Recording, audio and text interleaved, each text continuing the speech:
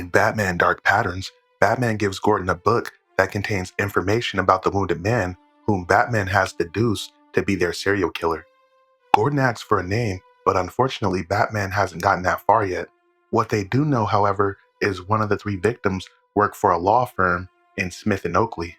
Gordon informs Batman that the security for that law firm just happened to be paid for by Ace Chemicals.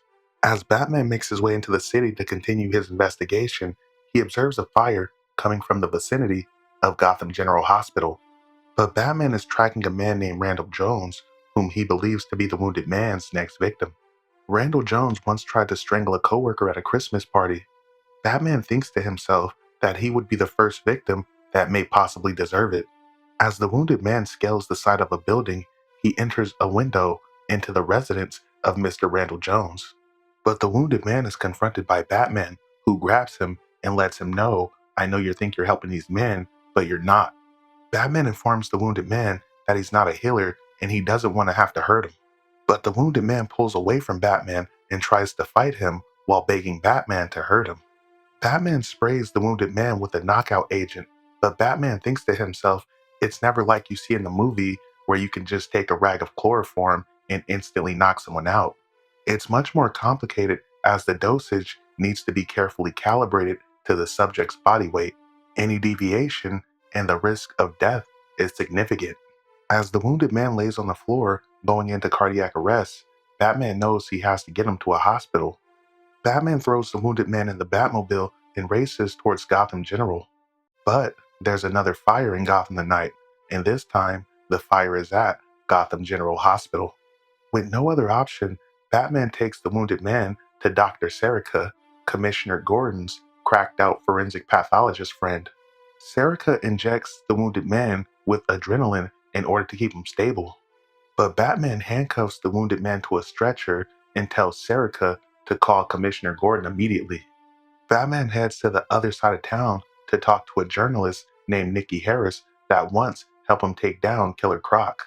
Batman asks about Ace Chemicals as a few years ago, Nikki Harris was attempting to expose them. But Harris informs Batman that once Big Pharma got wind, they sicked their lawyers on Harris and ruined him in a matter of days. Harris tells Batman that allegedly Ace Chemicals was working on an experimental nerve agent named Creosin. Harris points Batman towards a place known as the Town Without Screams. But back at Dr. Serica's office, as Dr. Serica has the wounded man handcuffed to a stretcher, instead of calling Commissioner Gordon like Batman told him to, he attempts to talk to the wounded man. He knows the wounded man must be a doctor as his wounds are so complex it would take a doctor or someone of extreme medical knowledge to pull this off. But as Batman drives towards the Town Without Screams, he gets on comms with Commissioner Gordon. He informs Gordon that he captured the wounded man and he left him with his crazy forensic pathologist friend.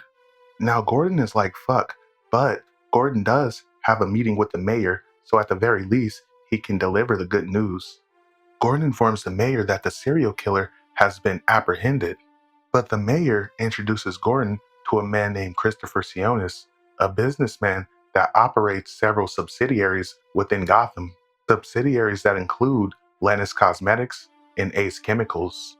But in upstate Gotham, Batman would enter the Town Without Screams. The town's official name is Greenfields, but unfortunately, something in the town got everyone very sick. Everything was covered up and the cries for help went ignored. So the people started praying to superstitions to save them as Batman sees a makeshift totem of the wounded man. But back at the medical facility of Dr. Serica, armed men break into the facility and beat the shit out of the doctor. As the doctor goes down, they then take the wounded man. To be continued.